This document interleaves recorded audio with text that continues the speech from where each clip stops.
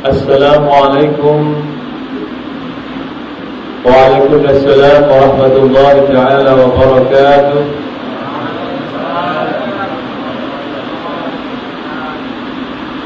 Lagi-lagi kurang semangat Tuhan ya. Apalagi turunnya hujan begitu deras. Kalau Nabi Muhammad SAW ketika bersuara hujan pun reda. Tetapi Ustaz Nasiruddin mulai salam langsung hujan. Tapi takut tentuan itu merupakan rahmat dari Allah Subhanahu wa Ta'ala. Sekali lagi, marilah kita jawab salam ini dengan semarak, menunjukkan kita semua adalah betul-betul menghormati penghargaan yang telah diberikan kepada sesama Muslim. Sebagai ciri daripada orang Islam adalah menjawab salam, urus salam, itu adalah termasuk ciri khas daripada ikhwanul muslimin atau muslimin wal muslimat, al-mu'minin wal mu'minat. Sekali lagi, tak lupa kami berikan penghormatan sebagai orang Islam di surah Al-Ikhwan ini dengan ucapan Assalamualaikum warahmatullahi ta'ala wabarakatuh.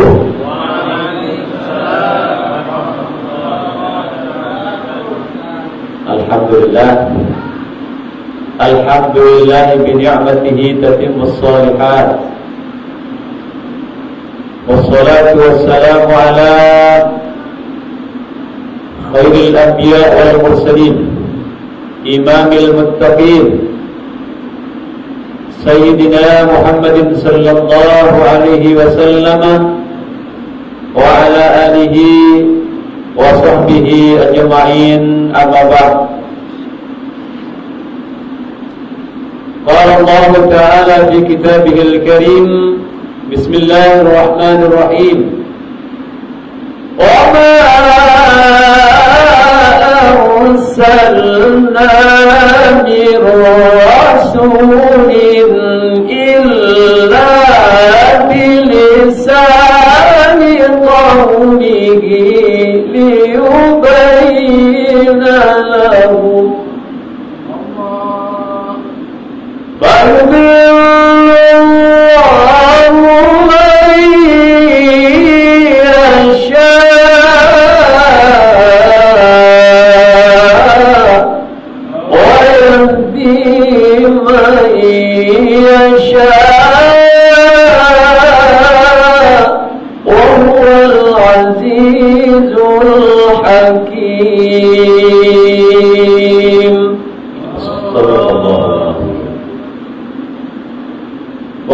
Nabi sallallahu alaihi wasallam. Lagi-lagi Tuhan ya. Kata Nabi, apabila disebut namaku kemudian tidak membaca sholawat kepadaku, dialah orang yang kedekut bin Bakhil. Bakhil bin kedekut alias medit katanya orang Indonesia. Wa qala Nabi sallallahu alaihi wasallam, bagus teman sekalian, innama bu'istu liutammima makarimal akhlaq. Sadaqallahul azim wa sadaqa rasuluhun nabiyul karim wa nahnu ala dzalika minasyahidin wasyakirin walhamdulillahi rabbil alamin. Sebelumnya tuan-tuan, marilah kita baca Fatihah dulu, kita kirimkan kepada orang tua kita yang masih hidup maupun yang sudah mendahului kita semua. Mudah-mudahan oleh Allah Subhanahu wa Ta'ala orang tua kita yang telah mendahului kita diampuni dosanya oleh Allah Subhanahu wa Ta'ala, diterima amal baiknya beserta dikumpulkan dengan orang-orang yang saleh dan salihat, para anbiya wal mursalin, syuhada dan sholihin, amin Allahumma amin. Kemudian kepada orang-orang tua kita yang masih ada di dunia ini, yang masih berada dengan kita, semoga senantiasa diberikan kekuatan oleh Allah Subhanahu wa Ta'ala, panjang umur, beribadah, mengamalkan amal amal saleh oleh Allah Subhanahu wa taala. Dan yang ketiga, mudah-mudahan kita semua juga diberikan umur panjang, amal soleh dan soleha, buat ibadah, banyak rezeki halal dan barakah guna untuk beribadah kepada Allah Subhanahu wa taala. Selanjutnya, bagi ikhwan muslimin, mukminin dan mukminat yang terkena musibah, yang sedang diuji oleh Allah Subhanahu wa taala, semoga sabar, dan ujian ini mudah-mudahan jadi ujian yang akan meninggikan derajatnya di sisi Allah Subhanahu wa taala. Ala hadhihi niyyah wa ala kulli niyatin salihah bi jahil Mustafa Sayyidina Muhammadin sallallahu alaihi wasallam. Al-Fatihah. Syaitanir rajim. Bismillahirrahmanirrahim. Alhamdulillahi rabbil alamin. Arrahmanir rahim. Maliki yaumiddin. Iyyaka na'budu wa iyyaka nasta'in. Ihdinas siratal mustaqim. Siratal ladzina an'amta 'alaihim ghairil maghdubi 'alaihim waladdallin. Amin. Al-Fadil Al-Mukarram, pengurusi surau Al-Ikhwan yang kami muliakan, para imam surau Al-Ikhwan yang tidak kami sebut satu persatu, namun tidak mengurangi rasa hormat dan takzim saya kepada tuan-tuan sekalian. Aqidatillah Al-Fadil Dr. Kamal sebagai sahabat kami yang dengan pelantara beliau kami bisa hadir di tengah-tengah tuan-tuan sekalian, alhamdulillah. Juga dari saya pribadi, beliau adalah seorang hafidz juga, duduk di Taman Mulia Jaya pada saat ini yang kami muliakan, dan seluruh kaum muslimin muslimat jamaah salat maghrib di surau Al-Ikhwan rahimakumullah. Dalam kesempatan ini tak henti-hentinya kami ucapkan syukur alhamdulillah kepada Allah Subhanahu wa taala karena masih diberikan kekuatan iman, bisa hadir melaksanakan salat berjamaah bersama, masih bisa bernafas dengan tenang, dan diberikan umur dan serta kesempatan oleh Allah Subhanahu wa taala bisa melaksanakan ibadah pada saat ini. Inilah yang pertama-tama kita harus syukuri kepada Allah Subhanahu wa taala, terutama kami pribadi tak henti-hentinya bersyukur kepada Allah Subhanahu wa taala dengan ucapan alhamdulillahirabbil alamin. Salawat wa salam semoga tetap tercurahkan keharibaan Nabi kita, Nabi besar Muhammad sallallahu alaihi wasallam, yang saat ini seluruh penduduk dunia yang namanya muslim, kecuali mereka-mereka yang membid'ahkan, semuanya sama-sama memperingati kelahiran Nabi besar Muhammad sallallahu alaihi wasallam sebagai kegembiraan, sebagai bentuk syukur, sebagai bentuk ungkapan perasaan kecintaan kepada Allah dan kepada Rasulullah, sebagai ungkapan syukur kita kepada Allah atas terutusnya baginda Nabi besar Muhammad sallallahu alaihi wasallam. Kadang-kadang masalah ini dijadikan hal yang bid'ah, dijadikan hal-hal yang mungkarat, padahal apabila kita memperingati kelahiran anak kita, memperingati kelahiran ibu kita, memperingati kelahiran kita, uang berapa saja tidak terkira. Padahal kelahiran Nabi kita, Nabi besar Muhammad sallallahu alaihi wasallam yang telah menyelamatkan kita minaz zulumati ilan nur, itu saja masih dipertikaikan, masih dijadikan masalah besar. Alhamdulillah di surah Al-Ikhwan ini kita semua masih mengadakan peringatan Maulidur Rasul sebagai bentuk kecintaan kita kepada Allah dan sebagai syukur kita atas utusnya Nabi besar Muhammad sallallahu alaihi wasallam. Hadirin yang dirahmati Allah Subhanahu wa taala, Nabi Muhammad diutus ke dunia ini adalah sebagai penyempurna akhlakul karimah, untuk menyempurnakan akhlakul karimah.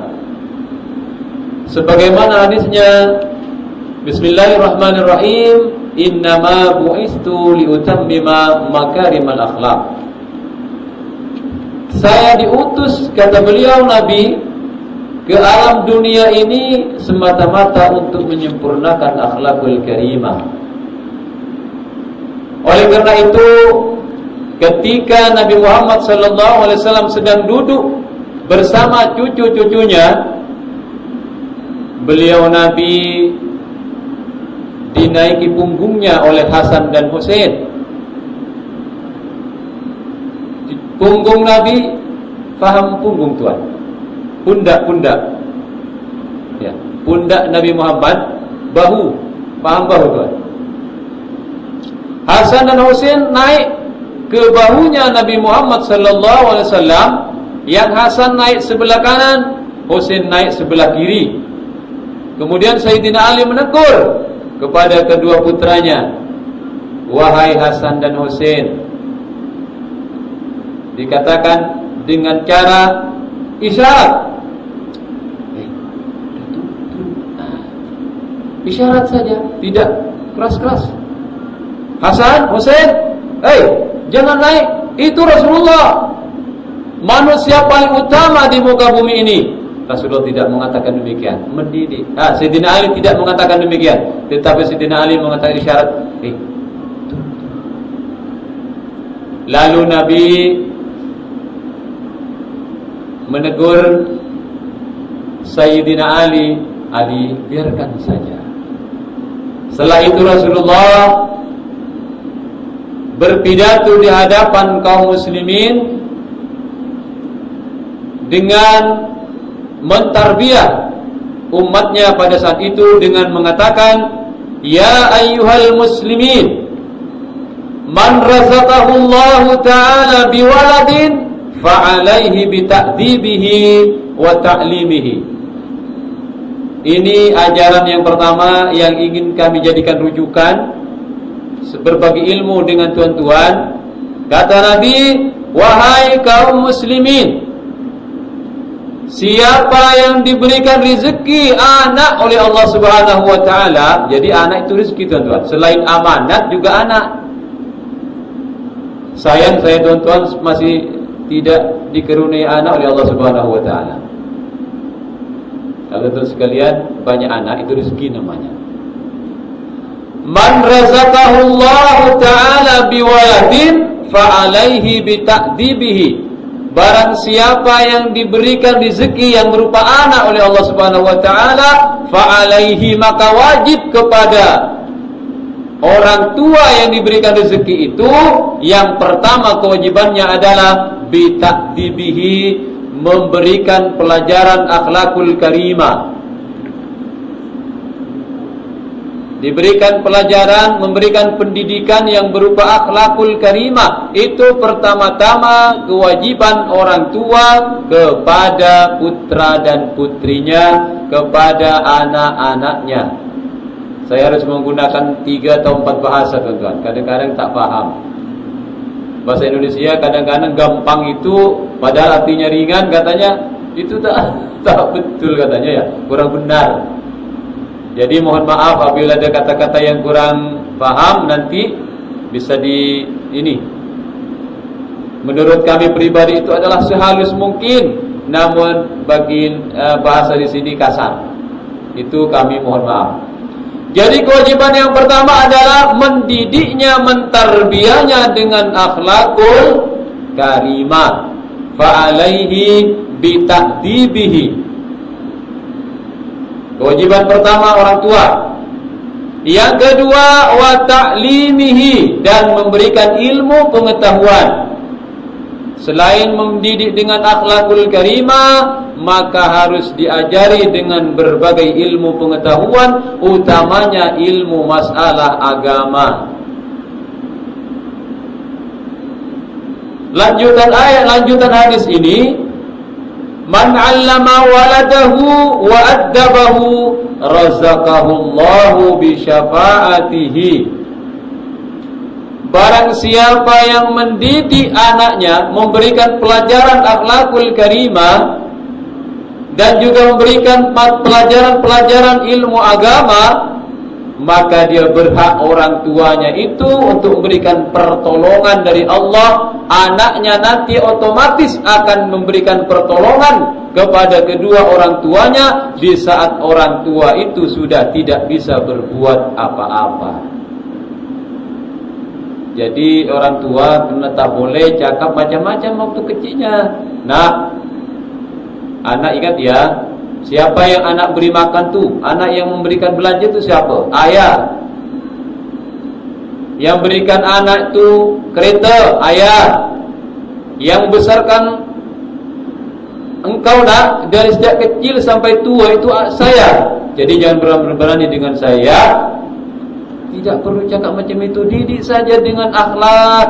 Kalau tidak mampu dirinya sendiri, datangkan kepada ustaz-ustaz, kepada ustazah-ustazah yang mendidik akhlakul karimah, dan di situ ada ilmu-ilmu agama. Dengan sendirinya anak itu akan memberikan pertolongan kepada kedua orang tuanya. Kalau pelaksanaan mendidiknya dengan akhlakul karimah, memberikan ilmu pelajaran tentang agama, maka Allah menjamin hidup kedua orang tuanya senantiasa diberikan pertolongan oleh anaknya dengan izin Allah Subhanahu wa ta'ala. Ini yang pertama, didikan Rasulullah diutus ke bumi ini adalah untuk menyempurnakan akhlakul karimah. Selanjutnya, wa man tarakahu jahilan. Siapa yang membiarkan anaknya bodoh, anaknya tak mengaji dibiarkan, anaknya ugal-ugalan, minum-minuman keras dibiarkan, anaknya membuka internet yang saat ini semua yang ada di dalam Facebook, di dalam handphone sekarang yang serba canggih ini, buka di dalamnya, dunia semuanya sudah terbuka. Mau lihat apa saja ada. Bahaya sekali apabila budak-budak yang masih dalam tahap pelajaran, kemudian orang tuanya membelikan handphone, membelikan laptop dan sebagainya, lalu dibuka, maka anak itu terfokus kepada apa yang ada di dalamnya itu. Orang tua tidak bisa mengkontrol, niscaya sedikit separuh imannya akan hilang. Jadi tuan-tuan kena hati-hati pada saat ini. Wa man tarakahu jahilan. Siapa yang membiarkan anaknya bodoh, terjebak ke dalam dunia permaksiatan, apa yang terjadi? Fakana kullu dzambin, katanya Nabi, amalahu alaihi. Setiap dosa yang diperbuat anak-anaknya kita semua, generasi muda, anaknya orang tua kita sebagai orang tua, bila anak kita berbuat jahat, berbuat maksiat, tidak salat, minum-minuman keras, berzina, berjudi, dosanya tertanggung kepada orang tuanya. Berat apa tidak jadi orang tua? Berat apa tidak tuan-tuan? Berat tuan-tuan. Selain memberikan nafkah, tanggung jawabnya adalah mendidik, menterbiah untuk menjadi seorang yang berakhlakul karimah, menjadi orang yang pandai di bidang ilmu agama, bisa sholat, bisa mengaji, bisa punya akhlak yang baik kepada orang tua dan kepada seluruh manusia. Tuan-tuan sekalian dirahmati Allah Subhanahu wa ta'ala, ada sebuah cerita seorang anak yang berani kepada orang tuanya. Dia dibiarkan di dalam hutan. Orang tuanya menyuruh sejak kecil merawat lembu, sapi di hutan. Ketika anak itu bermain dengan sapi, otomatis yang dibawa adalah rotan dan sebagainya. Lalu disebatlah sapi-sapi itu bila tidak mau mendengarkan kata-katanya. Dia maunya ke barat, lalu sapinya ke timur. Lalu anak itu ambil pemukul yang besar, dipukullah lembunya. Dibiarkan begitu saja selama 5 tahun, 6 tahun dan sampai 10 tahun menginjak anak itu dewasa, datanglah orang tua menengoknya. Wahai anakku, sekarang kamu ikut bapak pulang, ikut ayah balik. Kata anaknya, ayah, saya tak nak balik. Ayah, ambilkan air, saya nak minumkan sapi atau lembu. Lalu ayahnya tak nak, maka diambillah rotan. Ayah ini kurang ajar, diambil rotannya, dipukul ke pundak ayahnya. Cepok. Kata ayahnya, nak, kamu kenapa pukul saya? Anaknya kan tidak tahu adab. Kenapa harus dimarahi? Akhirnya orang tuanya sambil meratap, memohon kepada Allah, kenapa saya harus diberikan hukuman seperti ini? Dipukuli oleh anaknya sampai babak belur dan akhirnya pingsan di situ gara-gara anak menyamakan orang tuanya seperti seekor kerbau ataupun seekor sapi. Naudzubillah, summa naudzu. Ini karena penterbiahan, karena pendidikan yang keliru, tuan-tuan sekalian. Inilah didikan yang diajarkan oleh Nabi besar Muhammad sallallahu alaihi wasallam. Ada juga seorang anak, ketika orang tua tidak memberikan nama yang baik kepada anaknya, padahal Nabi mengajarkan yang pertama, ayyuhassina ismahu. Bila anak itu lahir, maka harus diberikan nama yang baik. Muhammad, Nabi Muhammad diberi nama Muhammad. Di dalam hadis Bukhari diriwayatkan, summiya Muhammadan, diberi nama Muhammad supaya nama ini menjadi baik, menjadi umat yang terbaik, menjadi hamba yang baik di seluruh dunia. Ternyata nama yang diberikan kepada Nabi Muhammad ini oleh kakeknya yang bernama Abdul Muttalib, menjadi kenyataan beliau adalah diberikan oleh Allah Subhanahu wa taala, dijadikan seorang yang paling baik di dunia, bahkan menjadi imamnya para nabi dan anbiya. Tujuannya Abdul Muttalib memberikan nama ini supaya nama ini Muhammad, artinya orang yang terpuji, menjadi orang yang terpuji di seluruh alam dunia ini, dikabulkan oleh Allah Subhanahu wa taala. Teman saya juga ini namanya Ustadz Muslim. Tujuan orang tuanya biar menjadi seorang muslim yang sejati. Alhamdulillah menjadi muslim yang sejati, hafal Quran. Tua Dr. Kamal diberikan nama oleh orang tuanya Kamal, sempurna, hamba yang sempurna. Alhamdulillah orangnya tinggi besar, mempunyai pangkat seorang dokter, dan juga gajinya luar biasa. Mudah-mudahan gajinya nanti dikasihkan saya separuh saja. Mohon maaf Tuhan, ini sekedar gurauan saya saja. Kalau dijadikan kenyataan pun tak apa-apa juga. Mohon maaf, intermezzo.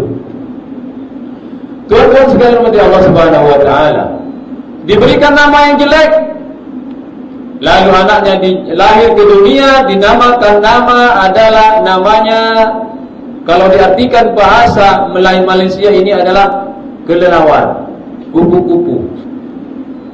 Ketika masuk di absen oleh gurunya, kelelawar, kupu-kupu keluar. Apa yang sering makan pohon jambu itu di luar Tuhan? Apa namanya itu? Yang bergantung di kayu lalu dimakan, itu yang terbang-terbang, apa namanya kalau di sini? Kupu-kupu. Kelelawar. Kelelawar. Lalu anaknya tak sekolah sampai 2 bulan. Ayahnya panggil.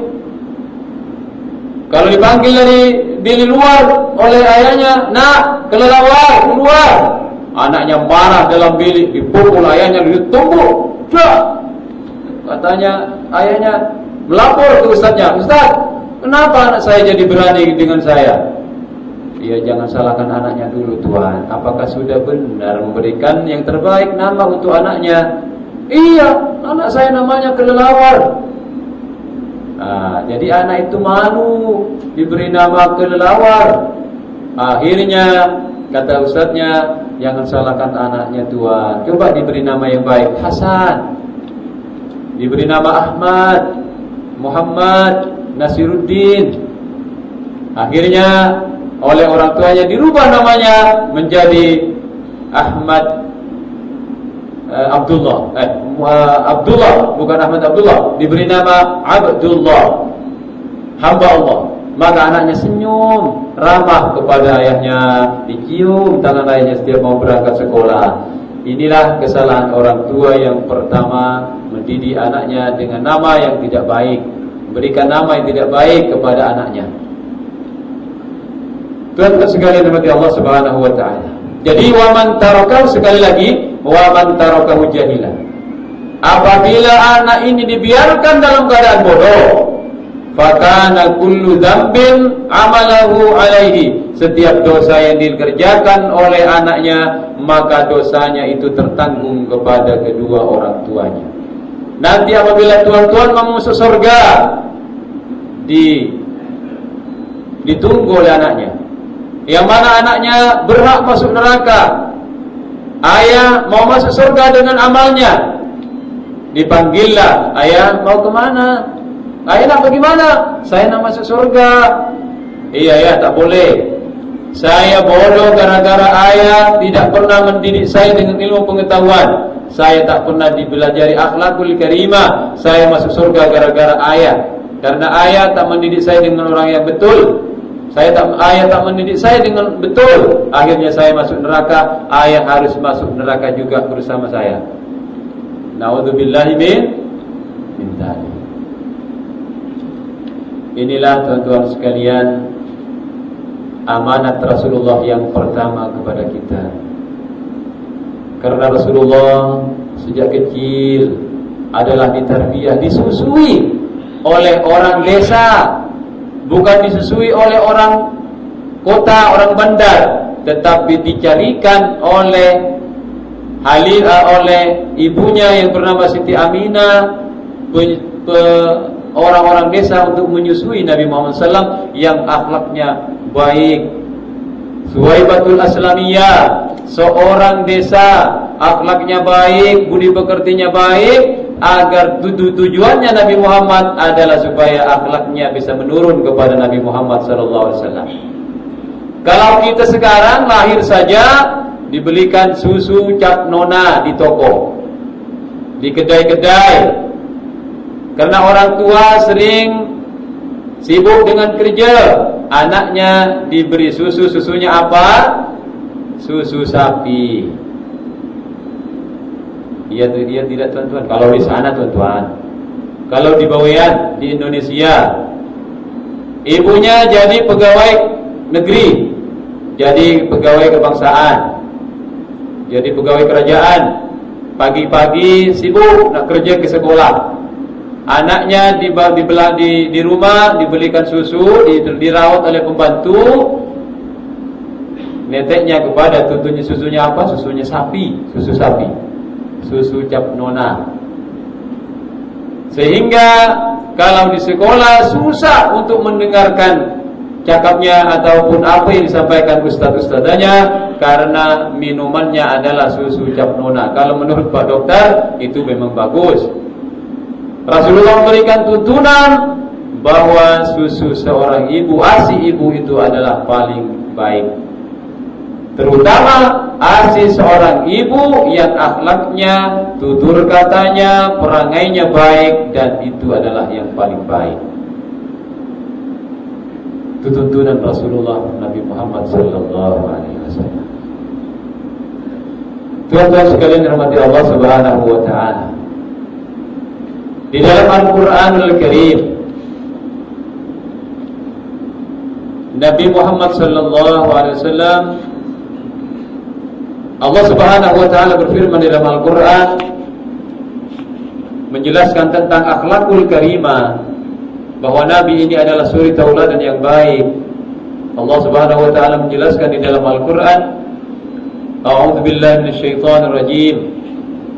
Bismillahirrahmanirrahim.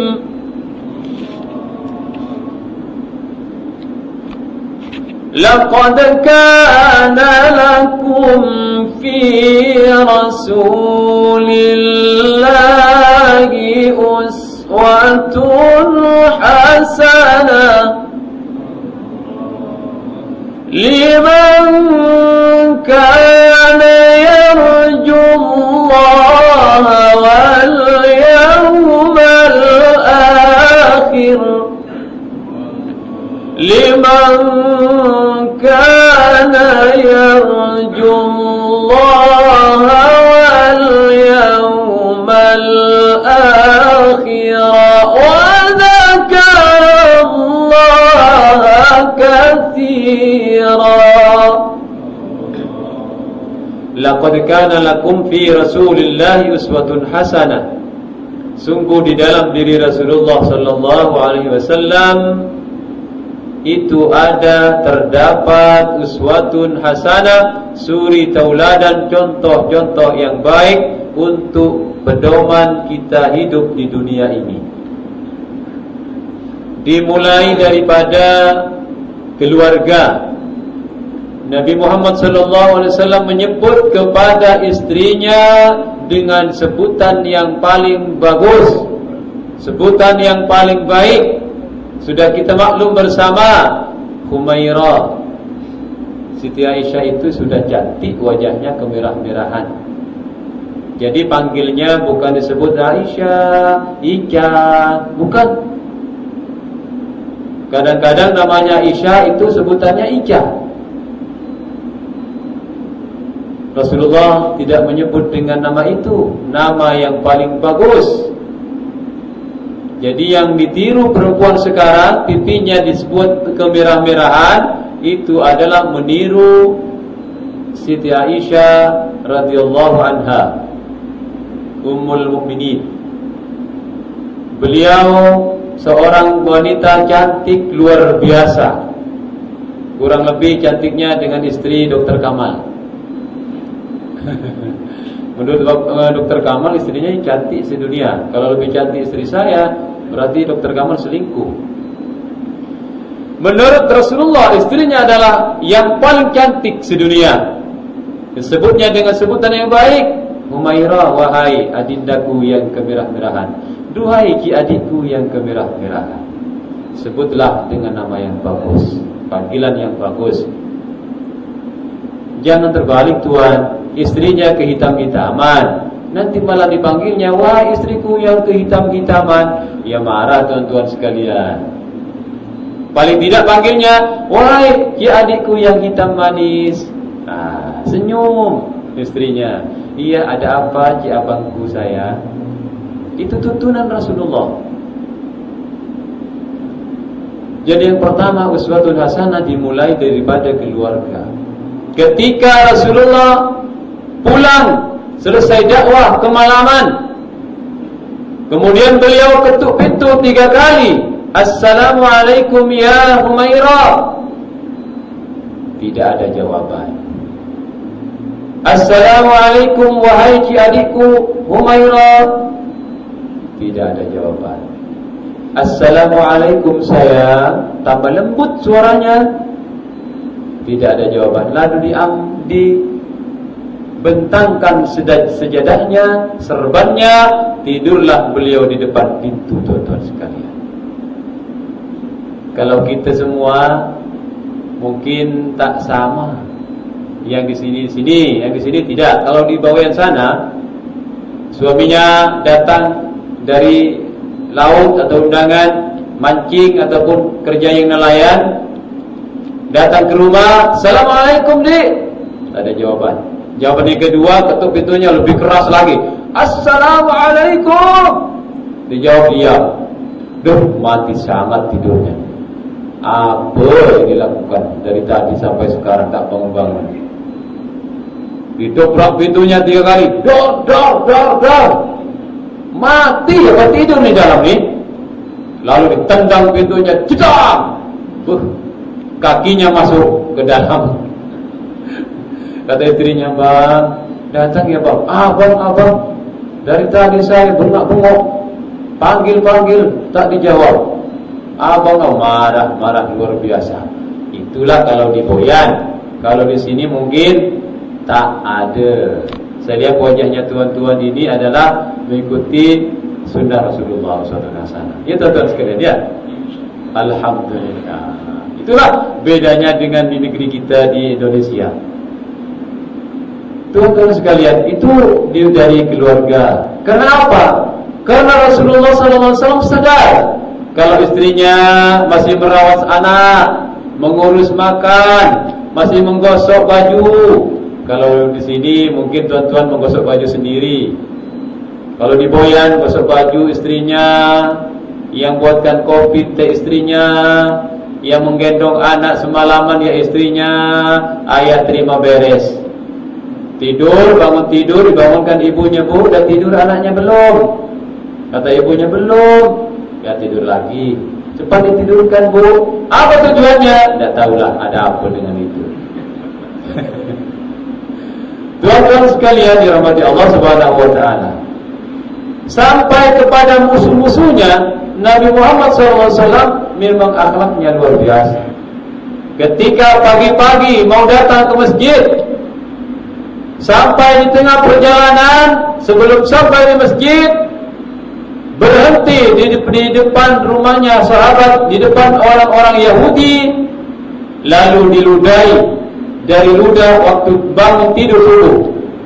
Diludahi Rasulullah, jebret, cas, mengenai kepalanya, dahinya, lalu mengalirlah ke hidungnya. Lalu dilihat oleh Rasulullah, Masya Allah, di atas tertawa, gelap kebahagiaan, gembira dengan perlakuannya. Rasulullah malah, Alhamdulillah ya Allah, inilah rezeki saya pada hari ini. Rasulullah tidak marah. Hei, siapa yang dulu dari atas? Nanti kau baling ya, saya baling, baru tahu rasa. Nah, sepak kata orang lain. Rasulullah tidak, tuan-tuan sekalian. Dibasuh dengan air wudhu, setelah sholat pulang lagi, subuhnya lagi, datang lagi ke masjid, persis di tempat semula, diludahi lagi oleh orang kafir, jebret, cas ke kepalanya, dicium. Luar biasa harumnya, tuan-tuan sekalian. Ludah waktu pagi sebelum sikat gigi, sebelum gosok gigi, berjalanlah ludah itu ke hidungnya, lalu disiram oleh Rasulullah. Alhamdulillah ya Allah, mudah-mudahan ini menjadi petunjuk yang akan mengislamkan mereka. Ketiga kalinya dilihat oleh Rasulullah persis di depan itu. Loh, tak ada sekarang, ada apa nih? Ditanyakan, wahai kawan, kemana orang yang selalu meludahi saya ini 2 hari lepas? Ditanya, ya Rasulullah, orang itu sekarang sakit Rasul. Kata Rasulullah, Masya Allah, langsung Rasulullah buru-buru sholat, pulang ke rumahnya. Ya Aisyah, Humairah, adakah sekarang 2 atau 3 biji kurma? Mau kemana bang? Mau kemana wahai Rasulullah? Saya mau menyinggung orang sakit. Ada bang, ada 2 buah kurma. Lalu dibawa oleh Rasulullah, datang ke rumahnya, diketok pintunya. Assalamualaikum. Lalu dijawab, salam ya Rasul. Masuk Rasulullah ke dalam, gemetar. Orang Yahudi itu gemetaran, takut. Kata Rasulullah, tidak, saya tidak akan apa-apakan engkau. Apanya yang sakit? Ya Rasulullah, saya panas dingin ya Rasul. Lalu Rasulullah mengambil air, diusapkan di wajahnya, kemudian sembuhlah pada saat itu. Kemudian orang kafir itu, orang Yahudi yang meludahi tadi, langsung mengatakan spontanitas, ya Rasulullah, asyhadu annaka ya Rasulullah, asyhadu an la ilaha illallah wa asyhadu annaka Muhammadan ya Rasulullah. Kalau kita, tuan-tuan sekalian, ada orang yang buat jahat kepada kita, kemudian orang itu sakit, mungkin alhamdulillah ya Allah, bunuh saja ya Allah, matikan ya Allah, telah berbuat jahat kepada saya, zalim orang itu kepadaku ya Allah. Itulah hati nurani kita sebagai manusia. Tetapi Rasulullah tidak. Justru Rasulullah berikan hadiah kurma. Kalau kita bukan kurma yang diberikan hadiah, ambil batu lalu dibaling biar mampus sekalian. Mungkin begitu. Di sana, tuan-tuan, kalau di sini tidak. Itulah tuntunan yang diajarkan Rasulullah Muhammad SAW. Tinggal berapa menit lagi Tuhan? Berapa menit lagi Tuhan? Lagi 15. Sebelumnya kami beritahukan kepada teman-teman sekalian, mungkin kami tidak bisa sholat isya di sini. Kami ada Maulid Nabi juga di rumahnya abang saya sendiri. Mungkin kalau rumahnya undangan yang lain mungkin saya tidak hadir, tapi karena abang saya sendiri buat Maulidul Rasul bersama santri-santrinya, diperkirakan saya harus sampai di sana jam 10. Ya nanti kalau ada barangkali, sekali lagi katanya Tuan tadi, Tuan Imam atau pengurusi surau Al-Ikhwan, kalau ada yang mau memberikan sumbangan, bantuan, insyaallah lah bagi ke Dr. Kamal, atau nanti bisa sebelum saya balik, sebelum saya keluar dari surau ini, dengan tidak mengurangi rasa hormat dan takzim saya kepada teman-teman sekalian, ingin saya sholat di sini karena memang waktunya yang tidak memungkinkan. Oleh karena itu kami mohon maaf. Insyaallah saya isi 15 menit lagi gitu ya. Teman-teman sekalian, itulah akhlak Rasulullah, tuntunan Rasulullah yang harus jadikan cermin di dalam kehidupan kita sehari-hari. Ada banyak lagi ketika Abu Jahal di dalam satu riwayat, Abu Jahal menjebak Rasulullah. Abu Lahab, Abu Jahal paman Nabi, orang yang paling kejam kepada Nabi. Satu saat Abu Jahal ingin membunuh Rasulullah, lalu digalilah parit lubang yang besar di depan rumahnya, di depan pintu masuknya. Abu Jahal sakit, bilang, wahai budak, pergi kepada Rasulullah, bilang kalau saya sekarang sakit, di atas lubang yang jurang yang dalam itu dikasih lama. Tahu lama Tuhan? Apa lama Tuhan? Ini kapet. Kasih kapet yang besar supaya lubangnya itu ketutupan Tuhan. Biar Rasulullah datang nanti terjerumus ke dalamnya, lalu di sana di dalam ada batu-batu besar dan Rasulullah mati di dalam. Disampaikan itu adzan beneran apa? Lalu Rasulullah dibilangi oleh pesuruhnya Abu Jahal, ya Rasulullah dijemput untuk datang ke rumahnya Abu Jahal. Abu Jahal sekarang sakit Tuhan, ya Rasulullah. Ya Allah, Rasulullah buru-buru datang ke sana. Lalu setelah hampir sampai dekat lubang itu, malaikat Jibril menahannya. Wahai Rasulullah, jangan lanjutkan langkahmu. Kalau kau melangkah satu kali langkah lagi, maka di depannya itu ada jurang dan kamu akan jatuh ke jurang itu. Rasulullah diam. Lalu Abu Jahal manggilnya, "Ta'al ya Rasul, ta'al huna." Datang ke sini ya Rasulullah. Muhammad, datang ke sini. Kata Rasulullah, diam saja.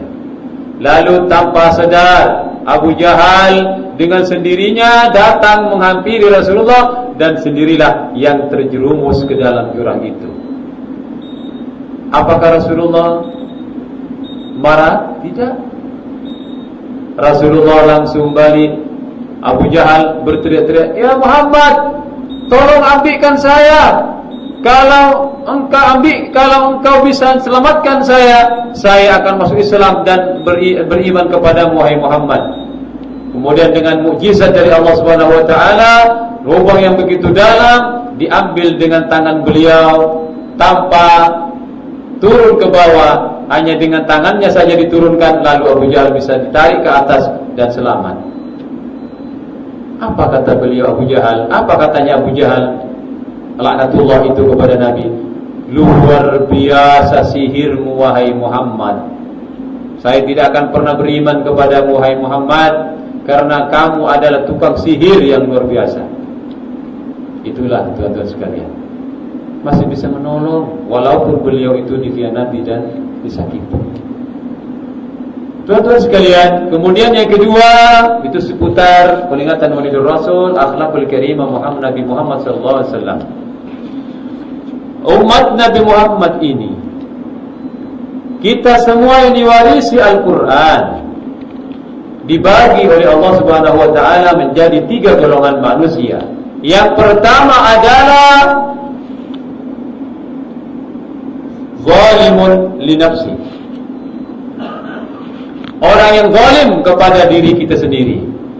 Siapa orang yang zalim kepada diri sendiri?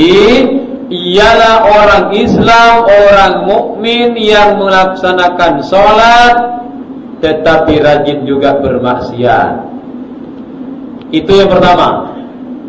Sholat, rajin sholat, maksiat juga jalan. Sholat selalu tepat waktu, judi juga tepat waktu. Ini golongan pertama, zalimun li nafsi. Apakah orang seperti ini masuk surga?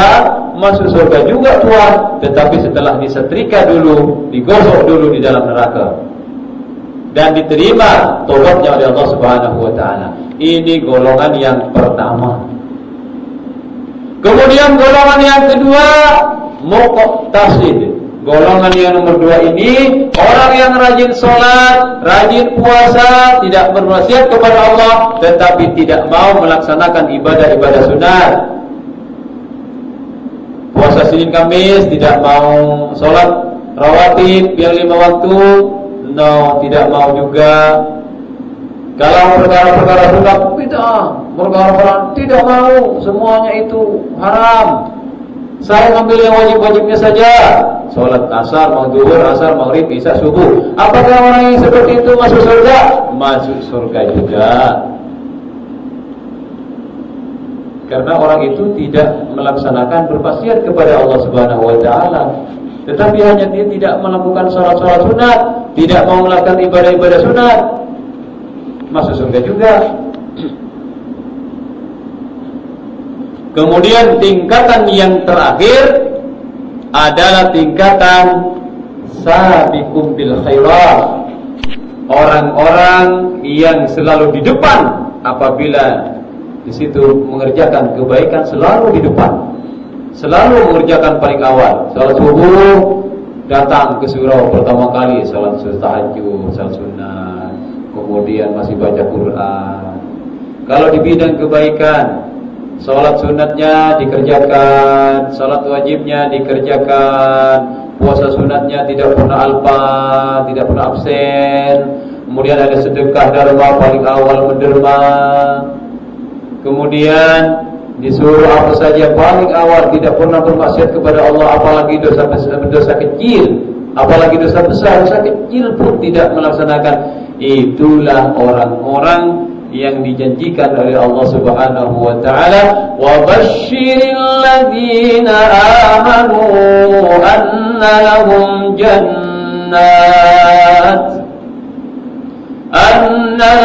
jannatin tajri min tahtiha al-anhar kullama rizqu minha min thamaratir rizqan قالوا هذا الذي رزقنا من قبل وأتوا به متشابها ولهم فيها أزواج مطهرة وهم فيها خالدون. Mereka nanti yang akan mendapatkan surga Jannatun Naim.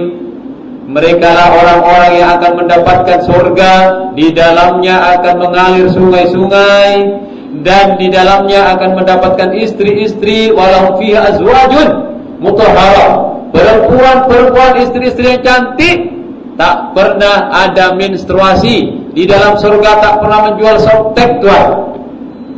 Tidak ada orang perempuan haid, tidak ada menstruasi di sana, selalu perawan.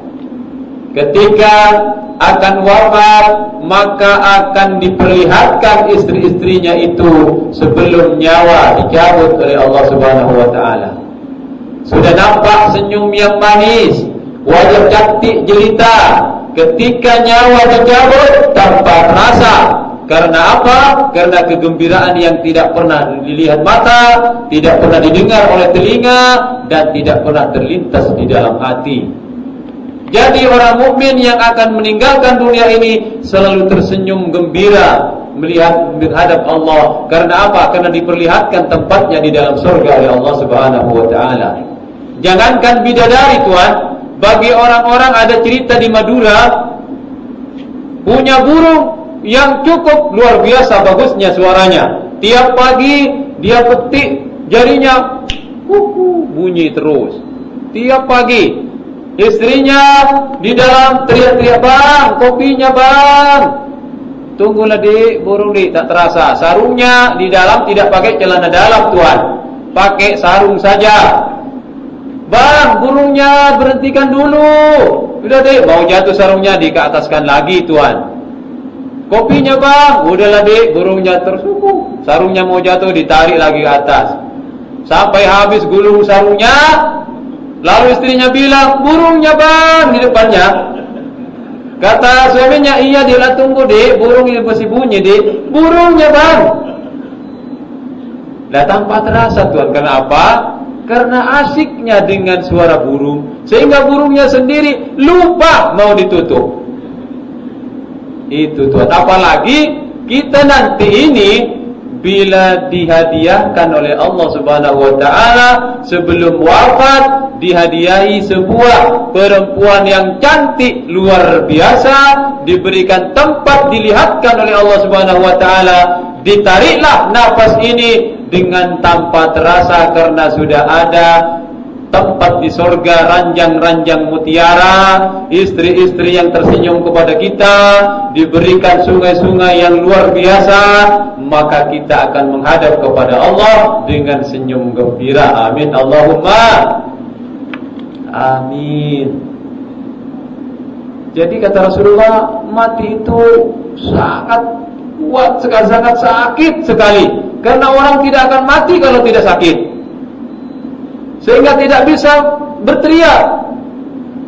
Kalau sudah sakit betul tidak bisa, tinggal begini saja. Jatuh dari pohon tinggi, jebret. Cuma begitu tuan, bukan aduh, tidak. Andaikan bisa menjerit, maka menangislah semua manusia yang ada di sini kalau dicabut oleh Allah Subhanahu wa taala. Itulah yang terakhir tuan-tuan sekalian, diberikan hadiah orang-orang yang selalu di depan melaksanakan kebaikan.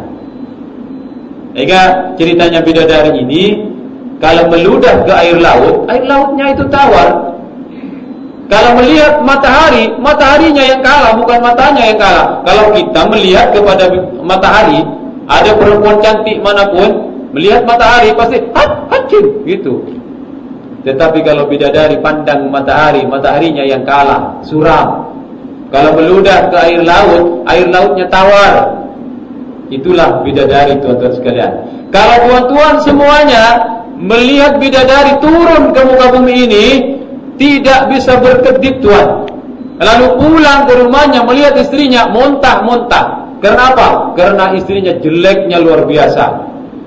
Banyak janda tuan kalau begitu di muka bumi ini.